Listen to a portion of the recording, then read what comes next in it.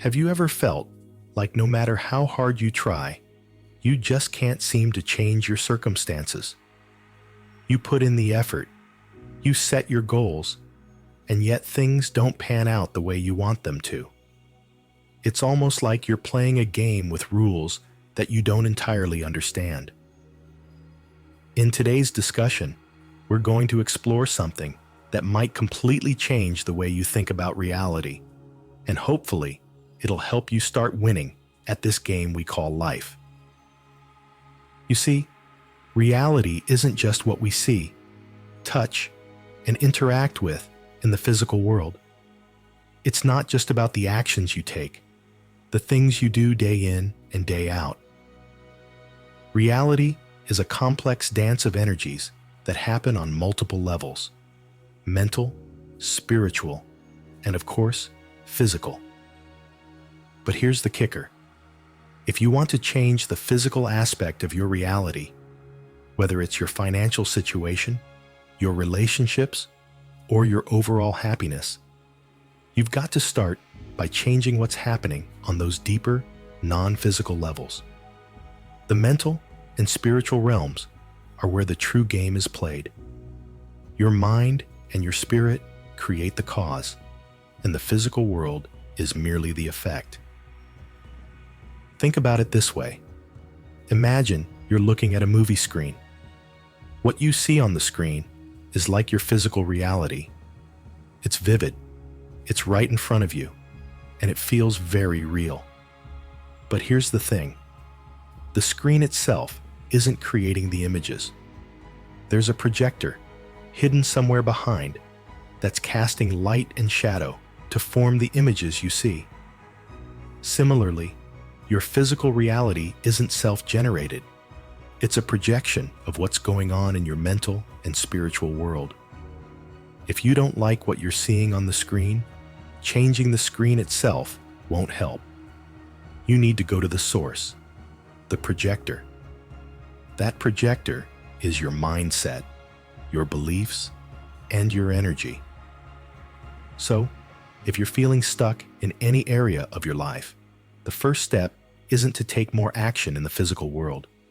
The first step is to look inward and ask, what beliefs or energy am I projecting? What's the story I keep telling myself?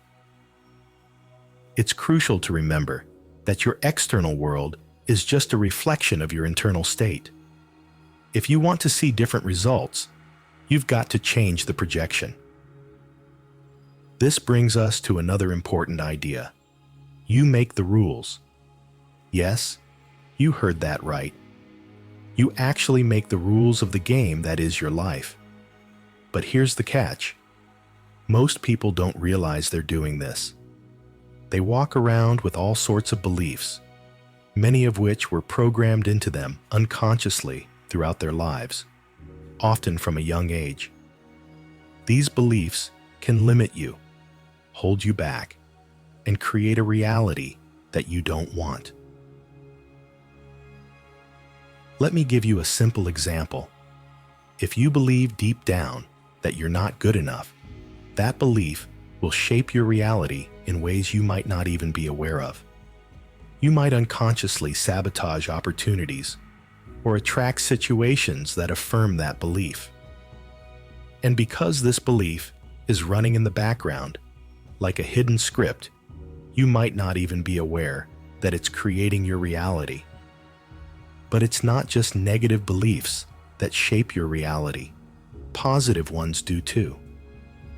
If you believe that you are deserving of success, that the universe has your back, and that everything is working out for your highest good, those beliefs will also shape your reality.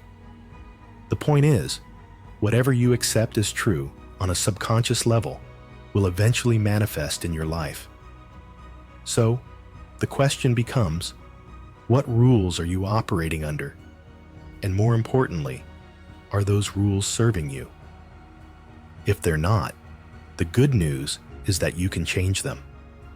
But changing deep-seated beliefs isn't always easy. It takes time, intention, and sometimes a bit of inner work.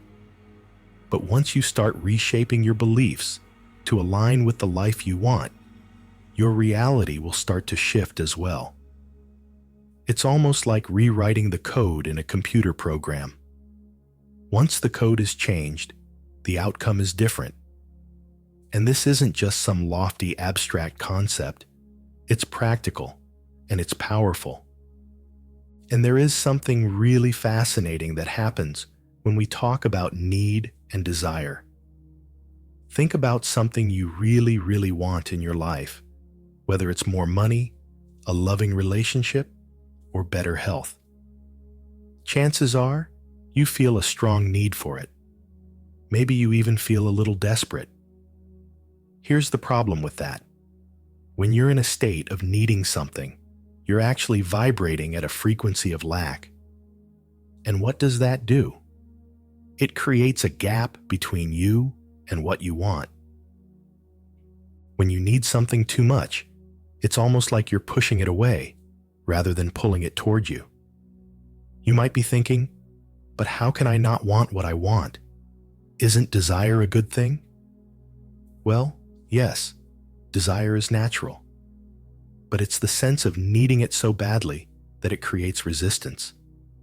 The key is to reduce the importance you place on the outcome. This doesn't mean you stop wanting it. It just means you're not clinging to it for dear life. You relax. You let go a little. When you do that, you close the gap between where you are and where you want to be. And paradoxically, that's when things start to manifest more easily. Think of it like this. Suppose you're holding onto a rope with all your might, thinking that if you let go even a little, you'll lose what you want. But by holding on so tightly, your hands start to tire. You feel strained, and you actually make it harder to achieve your desired outcome. Sometimes, the best way to get what you want is to loosen your grip, trust that it's coming, and allow yourself to get into alignment with it. Now, let's talk about something truly game-changing. The strongest frequency wins.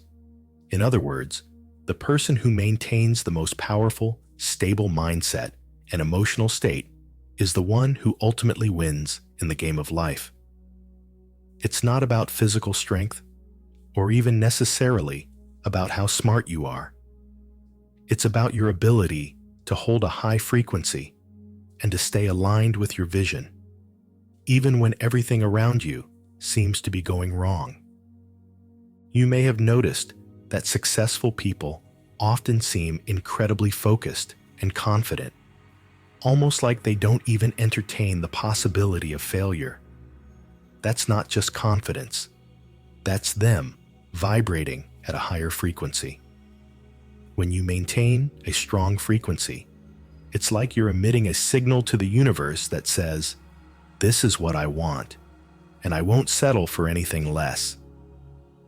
The universe responds by aligning things in your favor. But here's the catch. Maintaining that frequency is easier said than done. Life will test you. Things might not go your way at first, and it's easy to get discouraged. That's especially true if you start focusing on your current circumstances instead of the outcome you're aiming for. The trick is to keep your focus on your desired reality, not your current one. Every time you waver, every time you let doubt creep in, your frequency drops, and you make it harder for your desires to manifest. So, how do you maintain that strong frequency? It starts with believing in your vision, even when you can't see any evidence of it in your physical reality yet. Stay committed, keep your energy high, and practice resilience. It's like tuning a radio. You have to make sure you're on the right station to hear the music clearly. Any little adjustment in your mindset and emotions can either strengthen or weaken the signal. And here's something that might be a little surprising. Reality doesn't care if you're nice. This might go against everything you've been taught, but it's crucial to understand if you really want to thrive. Reality doesn't operate on a system of morality.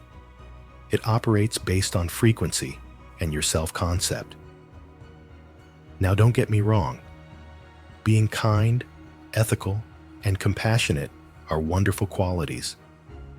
But if you think that being good or nice automatically entitles you to good things happening in your life, you might be in for a rude awakening.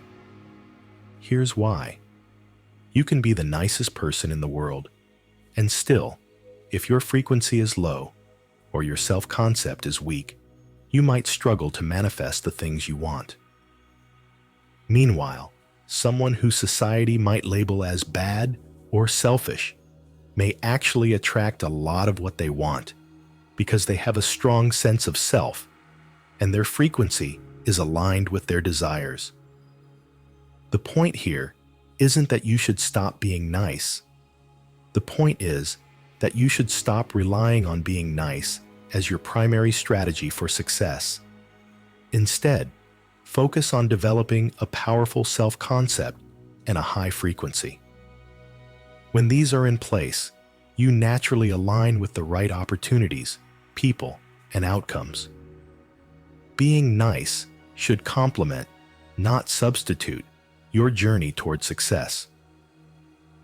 So, what does it really mean to have a strong self-concept? It means knowing who you are, what you want, and that you're worthy of having it. It's walking into a room and knowing you belong there, not because you're better than anyone else, but because you're confident in who you are. It's about recognizing your own power and not waiting for external validation. And when you combine that with a high frequency, when you keep your energy and mindset aligned with your desires, you become unstoppable. Now, I know we've covered a lot. We've talked about how reality is not just the physical world, but a complex interplay of mental and spiritual energies. We've explored how your beliefs shape your reality, how need creates resistance, how the strongest frequency wins, and why being nice isn't enough if you want to manifest the life of your dreams. What I really want you to take away from this discussion is that you are far more powerful than you may realize. The game of reality isn't something that just happens to you.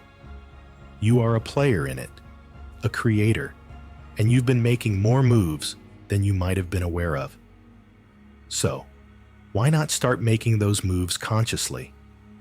Why not start creating the kinds of experiences that you truly want?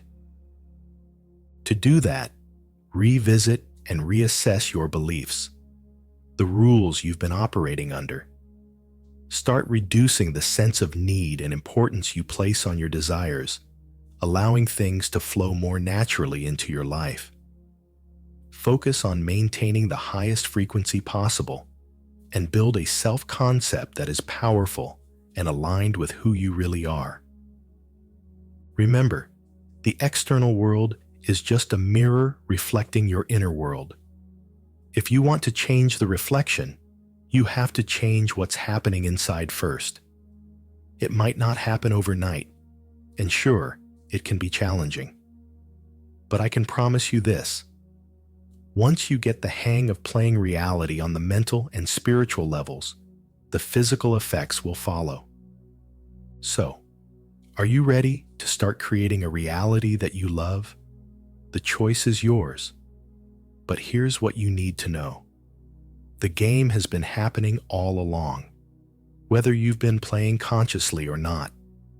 Now that you're aware, it's time to step up and start playing to win.